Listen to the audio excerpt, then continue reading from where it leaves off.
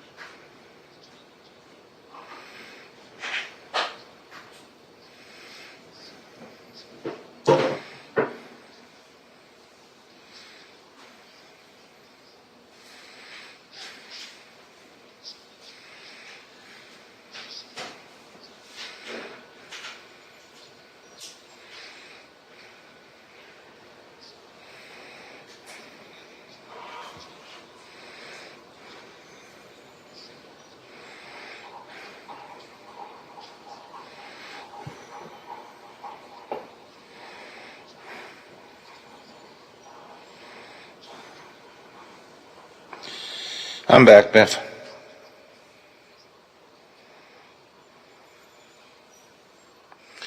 Let me know when and if Stephen Baldwin's on the line.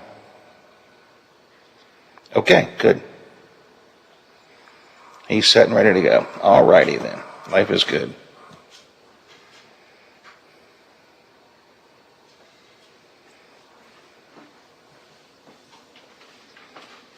Gates, reconnect with the roar, reconnect with the rumble, reconnect with the wild. With new safety procedures in place, we invite you to reconnect with wildlife once again at the zoo. Visit pittsburghzoo.org for information about ticketing and our modified operations. See you at the zoo. Plumbers and Steamfitters Local 83 want to thank the owners and contractors of the Ohio Valley for using their locally trained workers to help build for the future. Local 83 helps design, fabricate, and build the gas infrastructure for the oil and gas industry here in the Ohio Valley. Plumbers and Steamfitters Local 83 is 300 members strong and growing. They also do residential, commercial, and industrial work on both sides of the river. For more information, call Plumbers and Steamfitters Local 83 at 304-233-4445. New Belgium Fat Tire Amber Ale is now available in West Virginia and distributed locally by wine and beverage merchants. With its toasty and biscuit-like malt flavors blended perfectly with hoppy freshness, it's bound to become one of your new favorite craft beers. Fat Tire Amber Ale is now available at local retailers. Please don't drink and drive and drink responsibly. From your friends at Wine and Beverage Merchants. It's the summer's hottest party, the Circus Saints and Sinners Party on the Plaza. Enjoy all-day live music, food trucks, and ice-cold beverages at the Plaza on Market in downtown Wheeling. Get tickets now at partyontheplaza.org. This is the sound of a popular American motorcycle. It's the sound of freedom, the open road, really good times. And this is what it sounds like with a drunk guy in it. How do you like the sound of that? Cops are cracking down on drunk motorcycle riders. If you ride drunk, you will get caught and you will get arrested. Drunk riding, over the limit, under arrest. Paid for by the U.S. Department of Transportation. Experience Hot Roddin's biggest party of the year at America's favorite car show. It's the Good Guys 23rd Summit Racing Nationals, presented by PPG. And it's happening July 9th through 11th at the Ohio Expo Center in Columbus. See over 6,000 hot rods, muscle cars, and trucks through 1987. And don't miss the Good Guys CPP Autocross Series, featuring the Forge Line Buckeye Shootout. And see who's crowned the Good Guys 2021 Classic Instrument Street Rod and PPG Street Machine of the Year. It's July 9th through 11th at the Ohio Expo Center. Get details at good-guys.com. Hello, everyone. From the Watchdog, I'm Darnell Foster. Here's a look at your local weather forecast for your Monday. Look for mostly sunny skies. It's a hazy and hot one. Daytime high near 92. Overnight low of 73 under partly cloudy skies. Clouds and sunshine mixing for your Tuesday with highs in the lower 90s. Have yourself a great day, everyone. From the Watchdog, I'm Darnell Foster. The views and opinions expressed on the following program are not necessarily those of this station or its sponsors.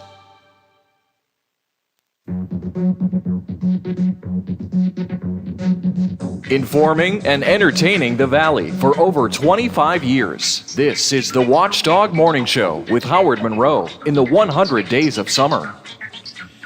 What is this, day number 29 of the 100 Days of Summer? God, the summer seems to go so fast. You feel like you're just getting geared up and ready to roll. And here we're rolling up on the 4th of July weekend. 4th of July is the midway point of the summer. Wow. 2020 just dragged along and never seemed to end. 2021 is just racing by.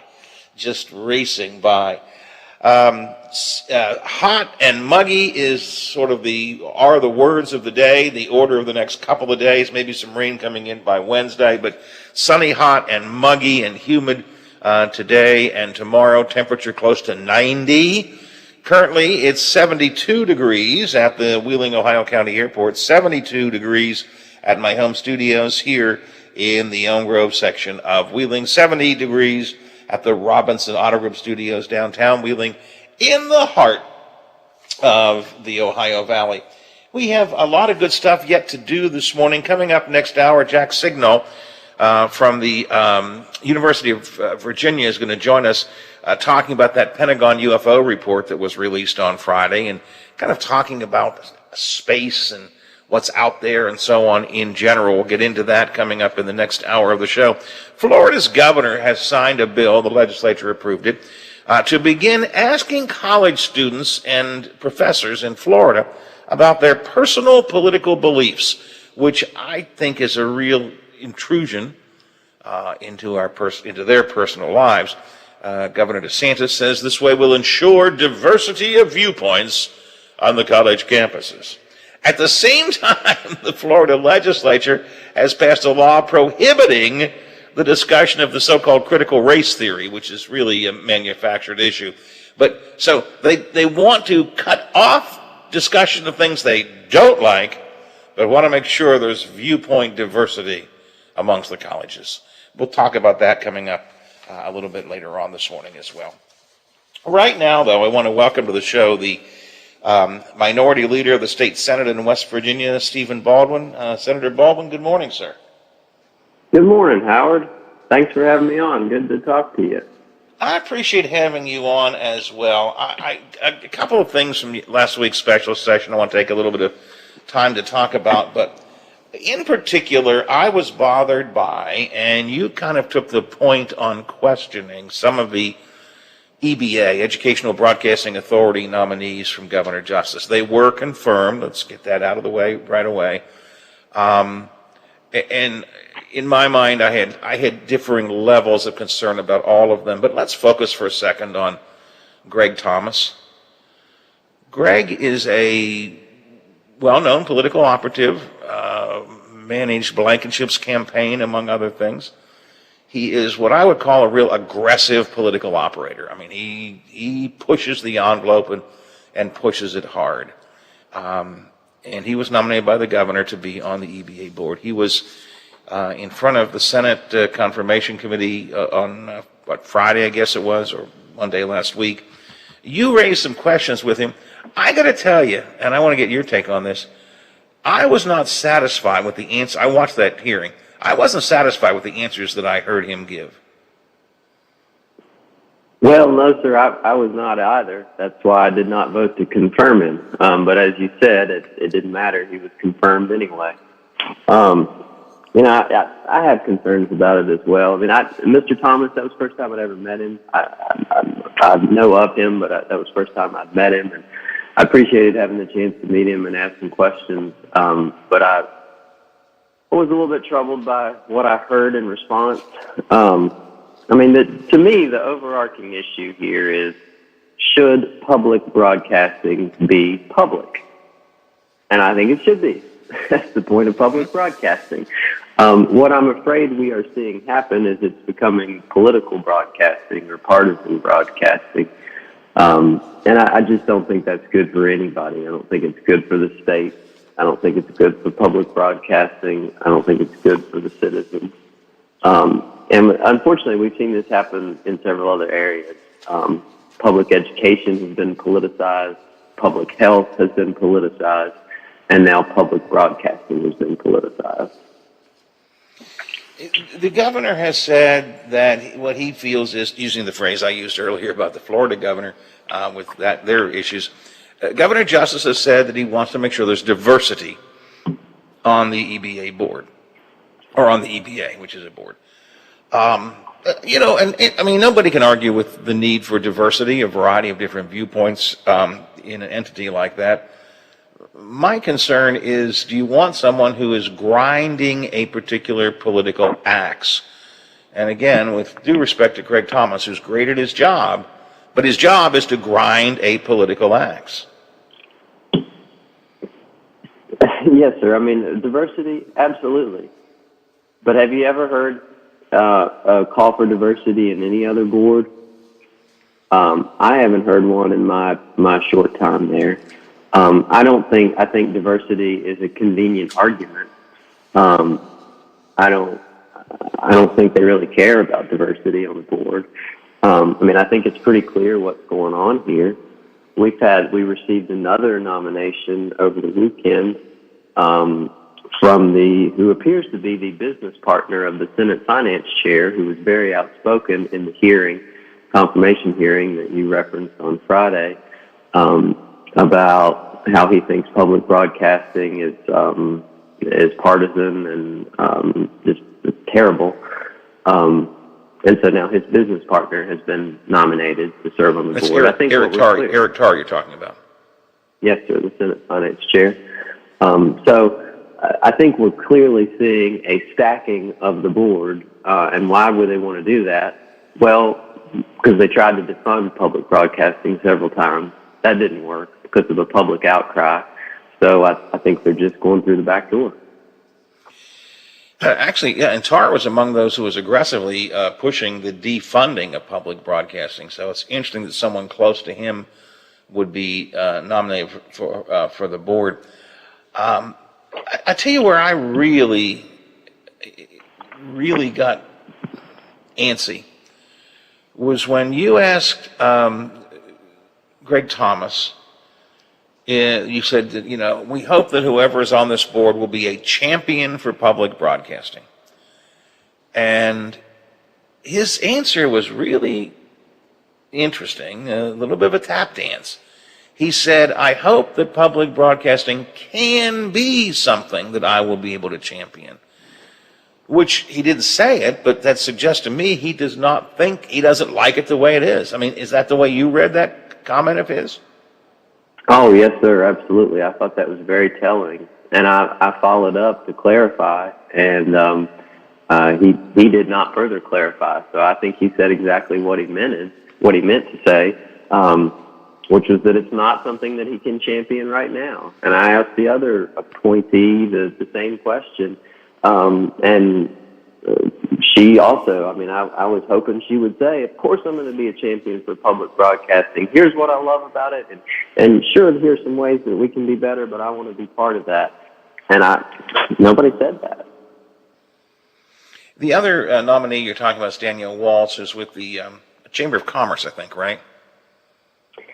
Yes, I believe she lobbies for them. She is a partner in a law firm whose name escapes me at the moment. But yes, I believe she lobbies for the U.S. Chamber of Commerce. And among other things, they lobbied for the right to work and so on. That concerns me because there's a political aspect to all of that. But I got a sense of more reasonableness, maybe that's the phrase to use, from her, for example, than I did from Greg Thomas. I'll be honest, I got the sense that Greg Thomas was almost humoring you. And I don't mean to pick on you, but that was the sense. I was like, I got to go through this. I'm going to be confirmed, but yeah, sure, I'll answer your questions. That's the sense that I got in watching those parts of the hearing. I got that sense too. It seemed like a formality. I was taking it seriously. I'd never met him before. I wanted to have the chance to hear why he wanted to be on this board in the first place. I flat out asked him, you tweet all the time about how you think the media is the lowest of the low in American society. So why do you want to be on the board of a media organization, a major media organization within West Virginia? And, he didn't have anything substantive to say about that. No, I didn't think he did either. And you're right. If you look at his record of tweets and public comments and so on, he's kind of gone down the fake news road and, been very, very critical of most of mainstream media. And that's, look, I'm not foolish enough to believe that our various oversight bodies don't have political ramifications to them. I understand that. That's just it's the world in which we live. But Greg Thomas is such again, I use the word aggressive all the time. He's such a hard-charging, aggressive, very, very hard-charging political operative. It doesn't seem to fit well for me with the public broadcasting style and attitude, I guess. Not because of his politics, but because of the style and attitude that he brings. But he is now on the board. What are these, 3-year terms, 5-year terms? I should know that. I don't know. What are they? Do you know? I should know that too, Howard, but I don't. I don't know. I'm sorry, I don't know how long the terms are. And then Danielle Waltz was also confirmed. And there was a third person who works for Pikewood Creative, which is affiliated with Metro News. And I don't know enough about this individual. I don't really have a problem with competing media organizations being there. I'm a commercial broadcaster. I've owned my own radio station. I support public broadcasting. Always have supported it. Some people may think it's a competitor, but I support it. I think it's important to have. And I'm not sure that having someone from the broadcasting business is not a good. It may be a good thing to have on the board. So I didn't get as up in arms about that one. But anyways, the Greg Thomas one is the one that really, really concerned me. But Senator, I guess for better or ill, he now sits on that board. He does, and the gentleman from Pikewood Media, I assumed that he was going to be a nominee that we dealt with as well, but when the official agenda came out and the letter from the governor, his name was not on it. So I don't know if he chose not to accept the nomination or if the governor's office had a change of plans. I don't know, but he was not brought forward there last week. And now we have someone who is directly affiliated with Senator Tarr, Eric Tarr, who has been a opponent of public broadcasting. A partner of his is now being suggested for the board as well. That's right. And, for the life of me, it boggles my mind. I don't know why the governor's doing this. Greg Thomas blasts the governor at every opportunity. He blasted him when he was a Democrat. He blasted him when he's a Republican. Senator Tarr does the same with the governor. I don't know why the governor's carrying their water for him. It just doesn't make any sense to me. And the larger point, though, is that public broadcasting needs to remain public, and I think it's a real shame that it's being further politicized. And it is a real jewel for the Mountain State. We have a core, and it's important to point out, by the way, not all of what public broadcasting does is news oriented. I mean, they have Mountain Stage and a lot of other documentary programs and cultural programs and so on. But I suspect that where you may see Greg Thomas putting a lot of his effort would be in the news coverage of it. So we'll have to see how it plays out. And again, it concerns me. Talking to State Senator Stephen Baldwin, who is minority leader in the House or in the Senate. Senator, real quick, you also moved around about $250 million on behalf of the governor in the special session last week. Were there any parts of that concerned you? Well, Yes and no. I mean, most of those expenditures, I think, were good expenditures. Capital investments in things like our state parks, in development around the New River Gorge National Park area, which is sorely needed. Needs to be done thoughtfully, but is sorely needed.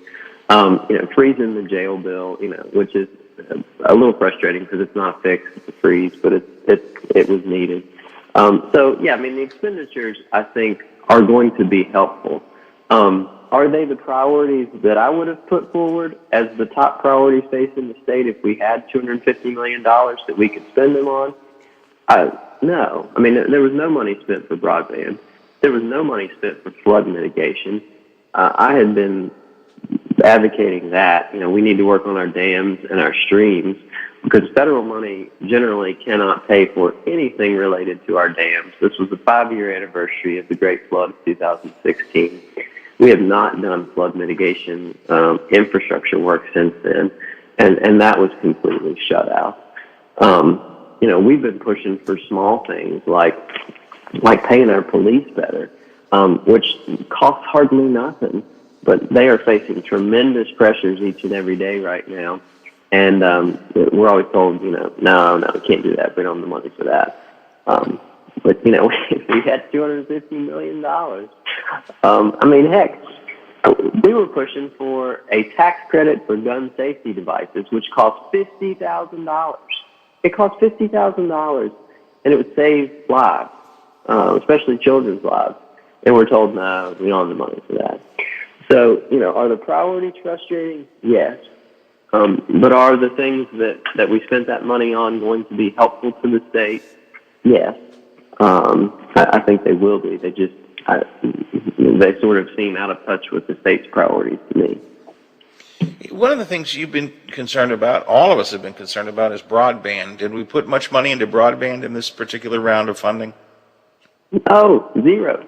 Nothing. Nothing in the state budget. Well, that's not much. Zero, that's not much. No, a whole lot of zeros, but nothing else tied to it. Zero. Nothing in the state budget this year. Nothing in surplus spending. The Secretary Carmichael is counting on using ARP dollars exclusively, which is $138 million. And that's great, but we are not going to solve our broadband problem that way. All right. Well, Senator, I appreciate your time this morning. Anything else you want to share with us before I let you go? No, sir. I appreciate the time very much. I want to hear that segment that's coming up on unidentified flying objects. I didn't know there was a new report released Friday. I'm interested. New report came. Well, let me give you a little preview. The new report, prepared by the Pentagon and the military, delivered to Congress, unclassified, so we all can see it. And they analyzed, I think it's 144 cases, including most of them were actually seen by military folks, airmen, naval pilots, caught on radar screens and infrared screens. So they looked at all of this stuff, and they came to this conclusion, Senator. We don't know.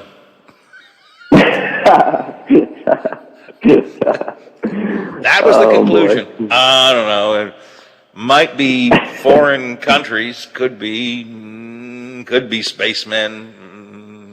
I don't know. That's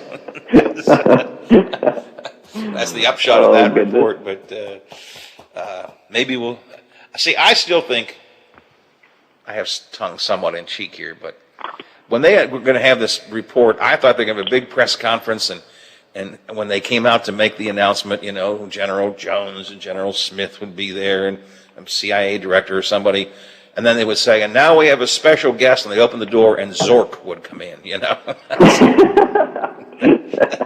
was my thought. Well, I'm sorry it didn't meet your expectations.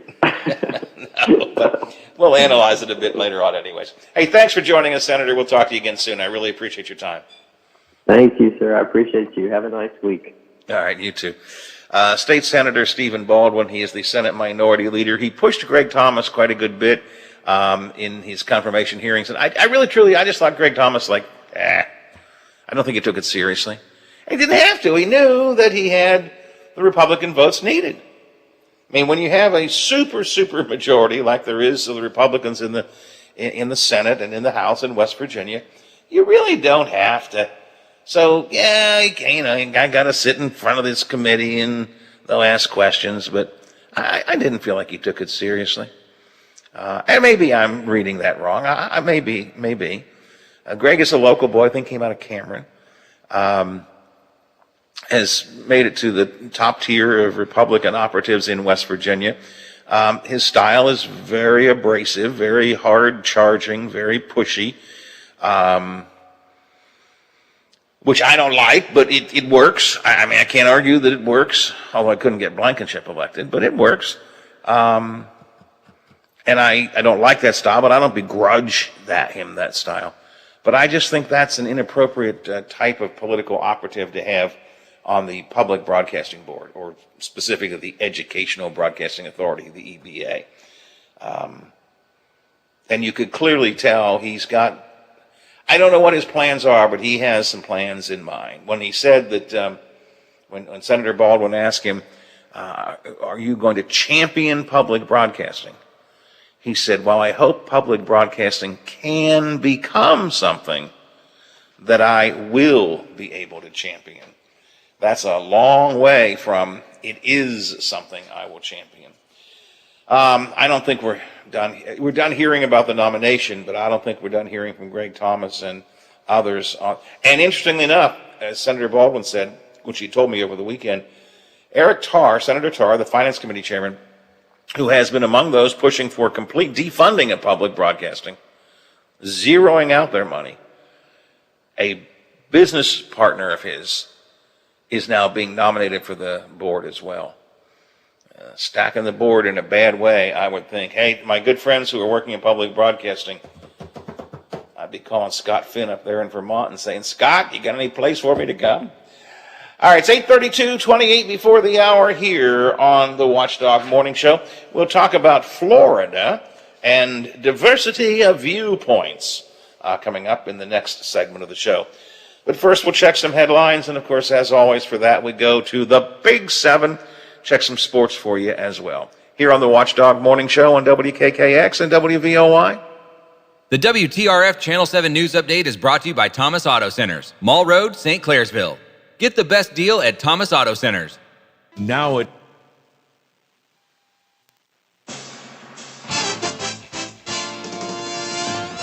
Metro News Sports, good morning. I'm Kyle Wiggs. The longest athletic season in West Virginia high school history is over. The final day was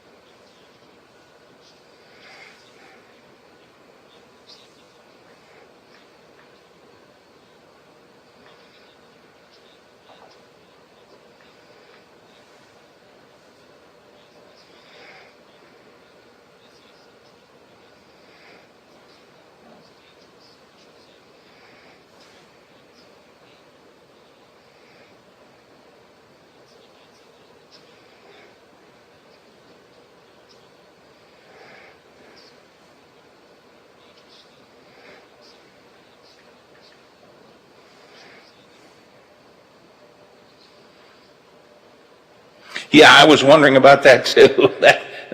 That makes me a little nervous. I hope we don't have any problems.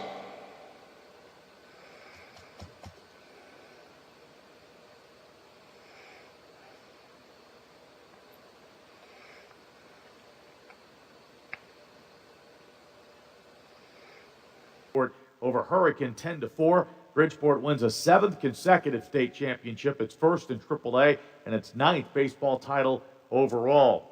Hurricane had a 32-game winning streak snapped AA, Logan wins its first baseball title since 2008, and its 9th overall. Logan beat North Marion 13-0. Single A baseball, Moorfield over Man, 11-8. Moorfield wins a third consecutive Class Single A title. There are recaps of all of the games plus video highlights right now at W.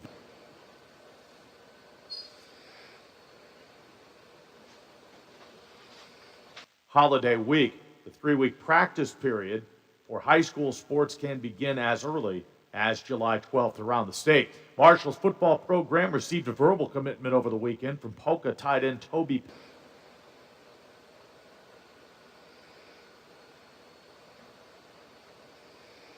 Program. Ethan Payne will be a freshman at Marshall this year. Toby Payne chose Marshall over offers from Virginia Tech, Tennessee, Rutgers, and others. You're listening to Metro News, the voice of West Virginia. Major League Baseball Pirates beat St. Louis 7-2. Max Kranick pitched 5 perfect innings in his Major League debut for an hour due to a storm. Kranick did not come back after the delay, but he wins his MLB debut. Adam.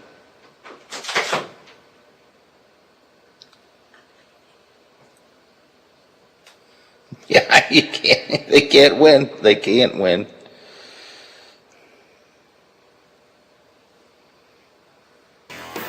What is Real Big Talk?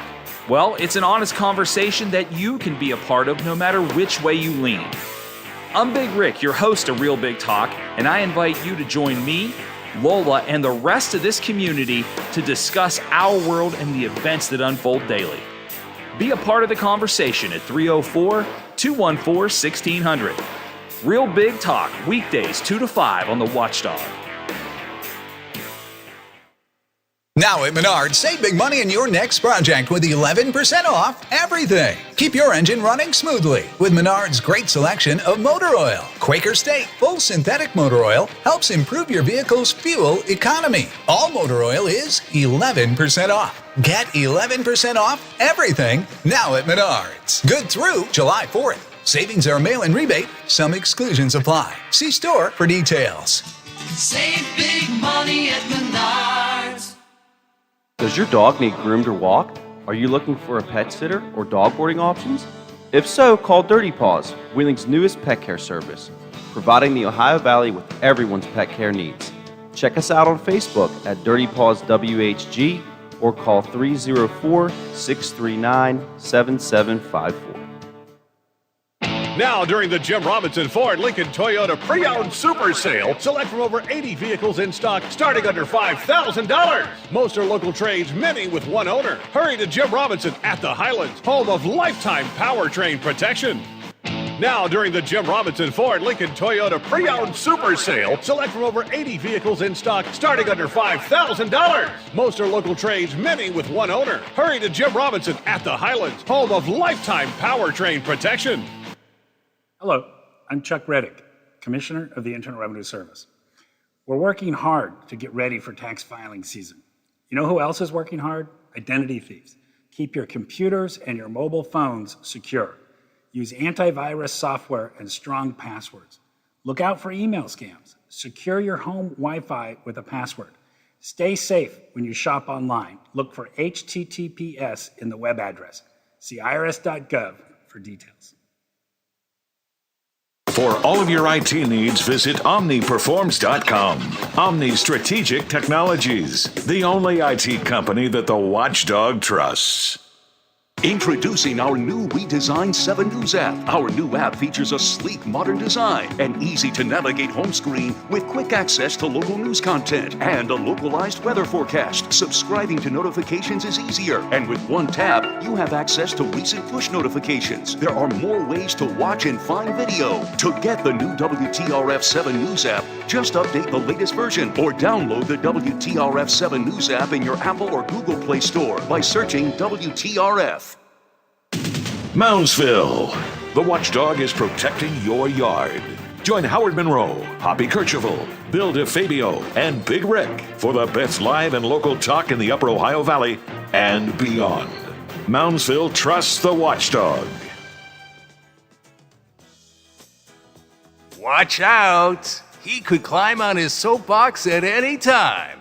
The Watchdog Morning Show with Howard Monroe continues.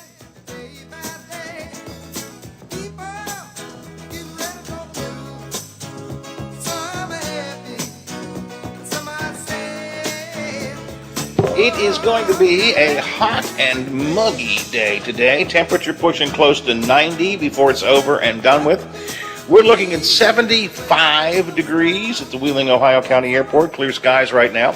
72 here at my home studio and sunny outside. 72 at the Robinson Auto Group Studios downtown Wheeling in the heart of the Ohio Valley. Hot today, hot and muggy, and 90 again tomorrow. A little bit of rain coming in on Wednesday, and kind of a bit of this, a bit of that sort of weekend in store as well. We'll get a better feel for the weekend probably in the next day or two when Zach joins us and has a little better sense of how the weather patterns are going to go. Opinion poll online today at watchdognetwork.com.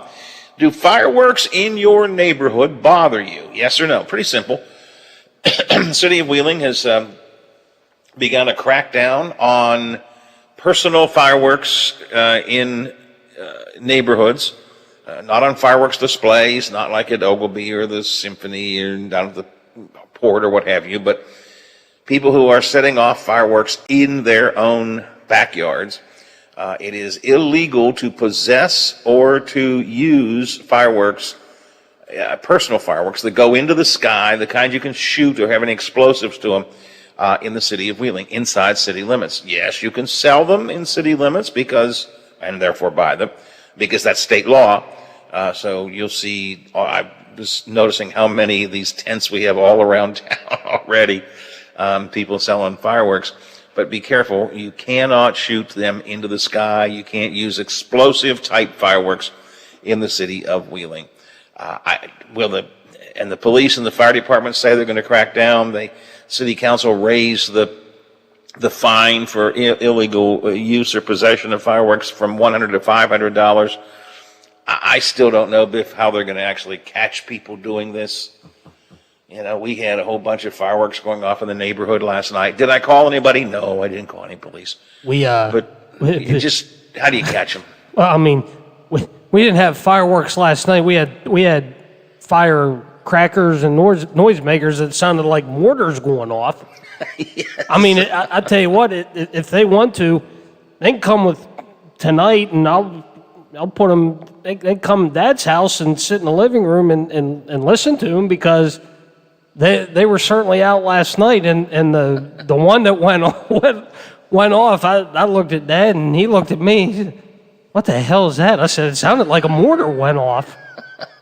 So yeah, they're out. But again, I mean, it's like we said, you know. I mean, what are we going to do? I mean, unless, again, literally they're on their rounds and they're driving by and they happen to see them. I mean, you really can't do anything about it. I mean, you could give them a general idea of where they're coming from, but until you actually see them setting them off, what are you going to do?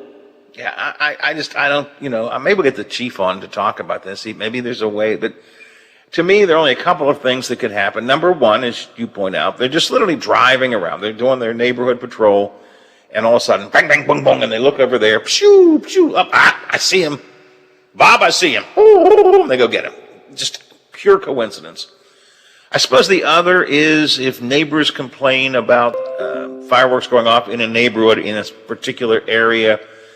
I guess if they want to get aggressive, they could send a car out to keep an eye on that area or on that house. And I don't know that I would suggest that's the best use of police manpower, but maybe it is. I mean, maybe it is. And I have to be careful. It gets a little irritating to me, you know. I mean, Nancy and I are sitting at home and boom, boom, the fireworks go off and we jump. But it is. But I remember when Teddy was a little kid and he really got scared. I mean, he ran and came in the house and cried when the fireworks went off. When my son had Nadia, the dog, and would be down with us, and and she would run and hide from the fireworks. So and we have the old PTSD thing. And yes, it is conceivable that people could harm themselves. And I get all that, but I just don't know. I don't get how you're going to enforce it. I guess that's my issue. I just don't know how you're going to enforce it. So the opinion poll at watchdognetwork.com, do fireworks in your neighborhood bother you? Right now, the overwhelming answer is no. Only a couple of votes saying yes. You can go vote in the poll at watchdognetwork.com. Let's see what Steve in St. C has to say on this or other matters. One never knows when Steve is here. How's it going? Let me check. All my parts are in place. How's the diet coming?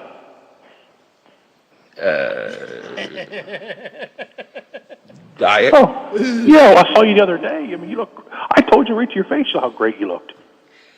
I am actually, I don't like, that's not a joke. I'm dead. I am actually trying, I don't want to call it a diet, but I'm trying to not do bread, for example. Mm-hmm. We had hot dogs and some kielbasa bratwurst over the weekend. Now, I had the hot dogs and the kielbasa and the bratwurst, but I didn't put them on any buns. I just had them. So. You could eat 6 or 7 more hot dogs if you don't use the bun. It is a fact that my wife has come to realize. It's the little things that help out. I promise you. So get your sugars down, not eating that bread. Yeah. Well, that's true too. Yeah.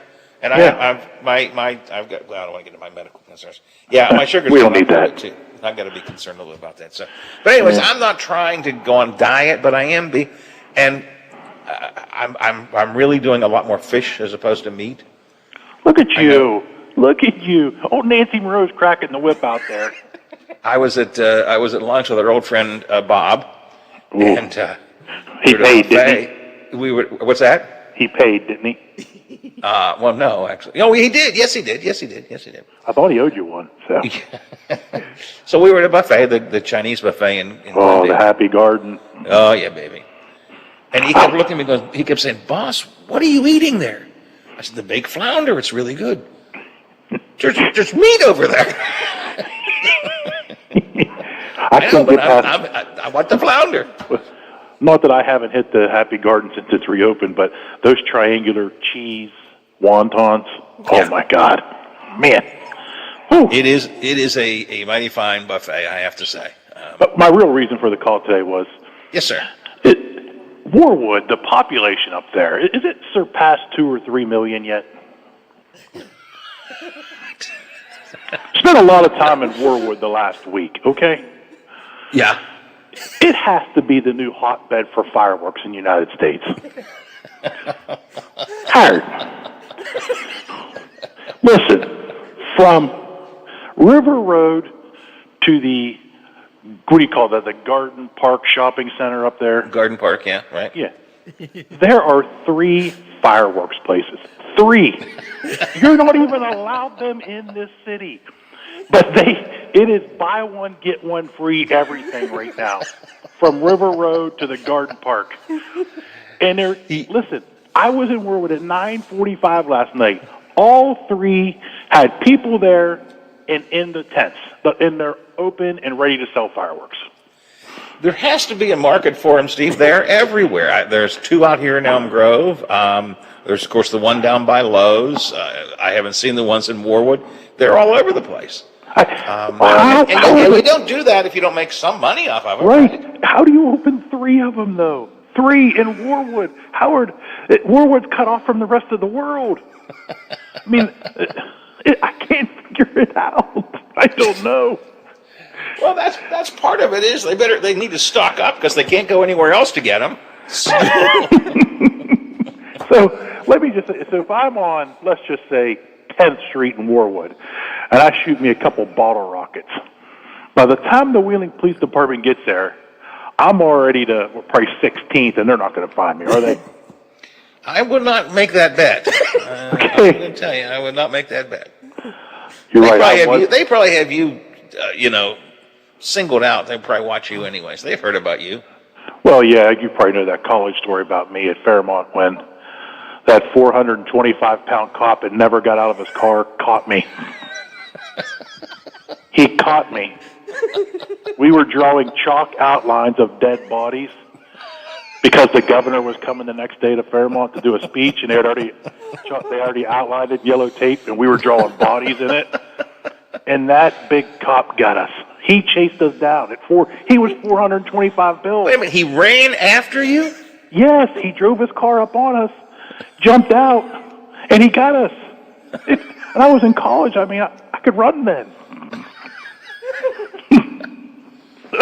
What did you have to do? Erase the chalk outlines, or? Yeah, we had to get brushes and buckets of water. We had to carry him down from the dorm down that big hill. And probably lost 7 pounds that night. That's a pretty clever gimmick. I like that. The chalk outlines. I like. Yeah, because the governor was there the next day, and I believe it was Old Mansion when he was coming through or something. So. All right. Hey, I just want to get to you about them fireworks and Warwick. I mean, if you need fireworks, you anywhere in Warwick, you can get them.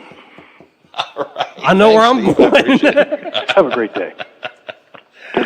10 before the hour here on the Watchdog Morning Show. 75 at the airport, 72 here at our home studio. Speaking of fireworks, well, they're not fireworks. Speaking of the 4th of July weekend, which is coming up this weekend. Hard to believe, Biffy, 4th of July is coming up this weekend. Did you realize that even though it is the 4th of July weekend, that when Saturday, which is July 3rd, hits, we'll be 3 weeks away from the OVAC All-Star football game?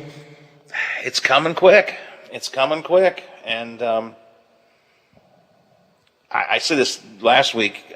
This is going to be a big football year here in the Ohio Valley, I think. Oh, I mean, you ain't a kidding. Everybody, we were just so screwed up last year. Oh. I mean, some games were played, some were not. Some games were played on time, some were not. Some games were, we all know the story.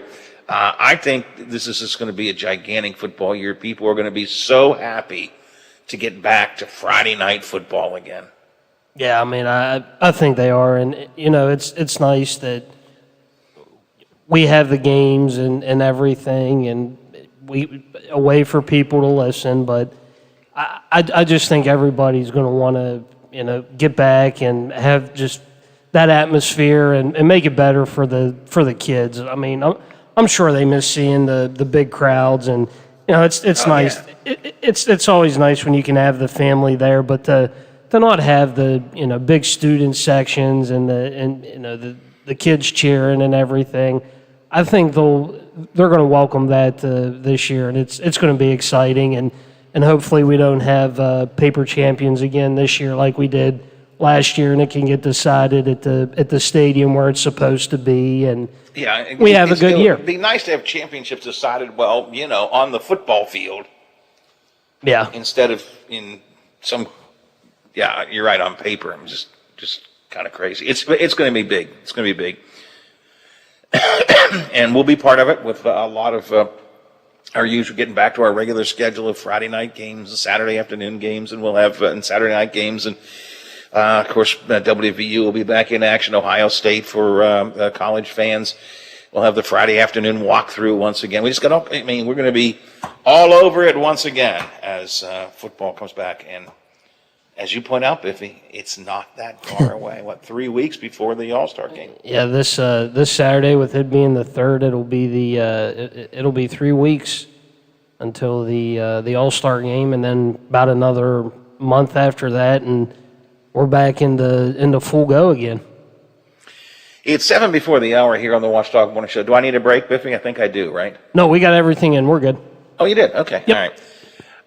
This is the 4th of July weekend coming up, so if you are looking for something to do, there's going to be the traditional symphony and fireworks, I think, at Heritage Port. There's going to be all kinds of activity around town. And the City of Wheeling is offering free pool admission to city pools, along with a few selected concessions at no charge on Friday, Saturday, and Sunday of this week. I think those are going to include hot dogs. Free hot dogs? Said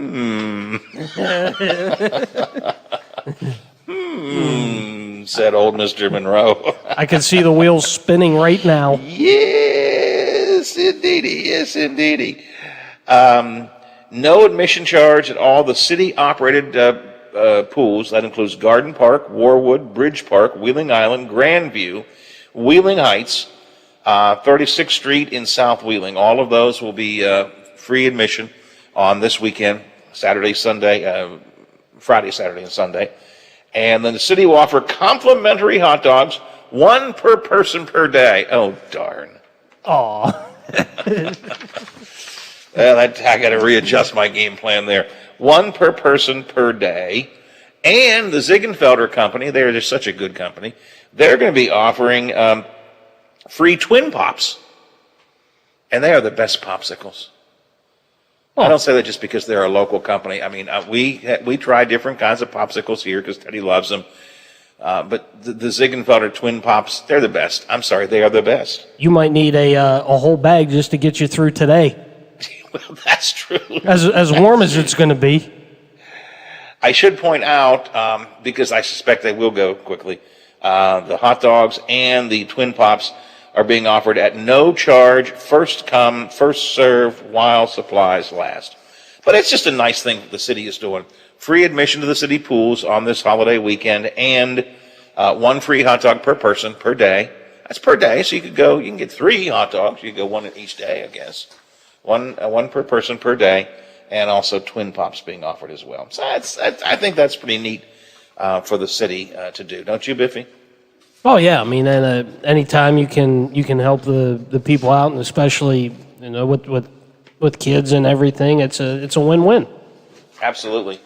And it is going to be, it could be a little rainy over the weekend. Again, Zach's kind of not totally sure just yet. Maybe by tomorrow he'll have a better feel for how the weather patterns are going to work out. But it could be a little rainy over the weekend. But hopefully you'll have a pretty good deal there. Listen, I can't tell you how many times we'd go to the pool and it would start raining, and the parents and everybody, they'd want you to get out. I go, is it thundering or lightning? No. Well, okay, a little rain is not going to hurt you if you're in the pool. Right. Now, when you hear thunder or you see lightning off in the distance, that's a different story. But if it's a little sprinkle, you're going to be fine. Yep. Yeah, I'm with you. And it always fascinates me. Anyways, Biff, you get into the pool, which is what? What is the pool? Pool's usually cool. No, it's water. Oh, yeah, it's water, yeah. It's water. And then they go, oh my God, it's going to rain. And rain is what? Rain is water. It's water. I mean, like you said, it's thunder and lightning are different stories. That creates hazards. But okay, it's raining, and so the water is coming out of the sky. But I'm in the water already.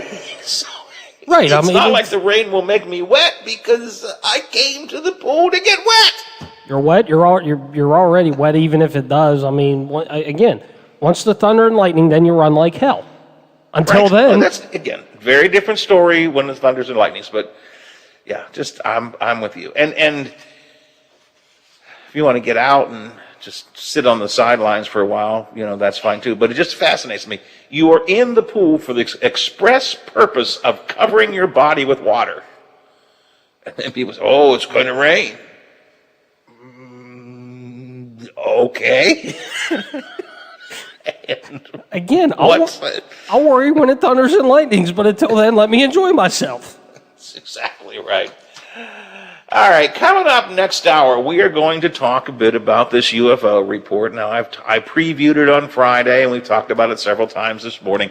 Came out on Friday, prepared by the Pentagon and the U.S. military, looking at the various UFO reports over the years, in particular the ones that involved military people, Air Force pilots, Navy pilots, those kinds of things, the ones that were seen on screen with infrared and radar and so on.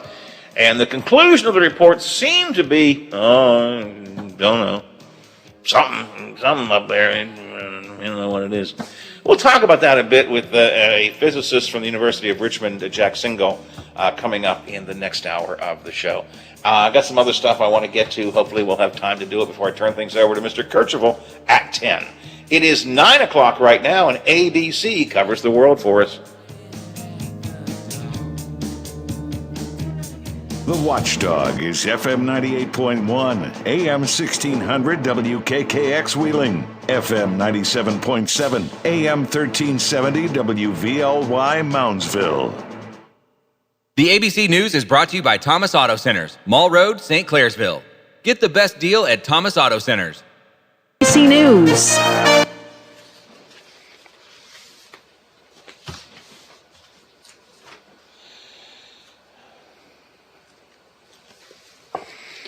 All right, Biffy, I believe his name is Jack Singal. I think I'm pronouncing that right. It's not Signal because the G and the N are backwards. So I think it's Singal. He's supposed to call at 9:10. And you might tell him that our statewide talk show host had asked me for his phone number, so I gave it to him, so he's not surprised if Hoppy calls. Okay, tell him that Hoppy Kercheval wanted to maybe talk to him as well, so I sent him, I hope he doesn't mind, but I sent Hoppy Singal's contact information. All right, I think I'm going to get another Dr. Pepper. I think it's Dr. Pepper time now, and then I'll be back. All righty.